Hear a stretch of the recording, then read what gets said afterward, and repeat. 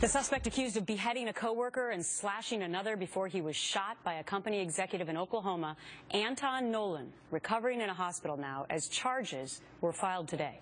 The ex-con also converted to Islam while he was in prison, stirring up fears that his act may somehow be related to the recent beheadings by ISIS terrorists. Those in the Muslim community speaking out against the heinous act. He didn't do or say anything that would raise a red flag. It was very sickening that a human being can do this to another human being, no matter if they're Muslim or non-Muslim. We don't have any association with these kind of people. It's like there's some random guy who's just doing this crazy stuff, and they're blaming Islam for that. So that's not true. Dr. Zuhdi Jasser is the president and founder of the American Islamic Forum for Democracy and a former lieutenant commander in the U.S. Navy. It's great to see you again. You know, I'm interested in I know that you're always talking about and being a proponent of peace in the Muslim religion. What are we to make of what this man did and how he was potentially radicalized while he was in prison? Yeah, and I think it's so important to really the diagnosis right. I mean, obviously, no Muslim I've ever known would ever condone such a heinous act of barbarism and violence that he did. But we have to realize, I mean, aside from the condemnations of violence and the violent extremism, that's this nebulous thing, it's like a flu virus. I mean, it's not just one patient. You have a pandemic globally that strikes randomly, but it's not random. These aren't lone wolves. You look at his Facebook, it's an ideology of Islamist supremacism. So it's not just that Islamic State in Syria and Iraq, but it's all Islamic states that have a supremacist doctrine that say the West is anti-Islam, they're against liberty, against freedom.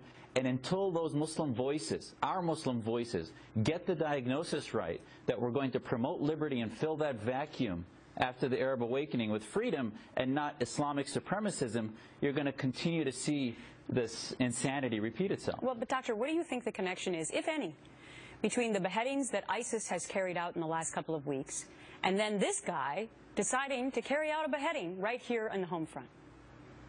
Well, you can't help but make some connection. I mean, this actually isn't only the first beheading. There was a beheading in 2009 of the head of a moderate Bridges TV who beheaded his wife in an honor killing. So this is sort of how they get attention. They want to rip apart the West. They want to make us more emotional and antagonistic against Islam so that their narrative of pro-Islamism and the Islamic State gets heard. And the video, the social media penetration of ISIS, you can't help but think when he got out of prison, whichever programming he got from the jihadists in jail sort of kicked in when he started to see the social media of ISIS and others. All right, so should this be a crime of terrorism or workplace violence in your mind?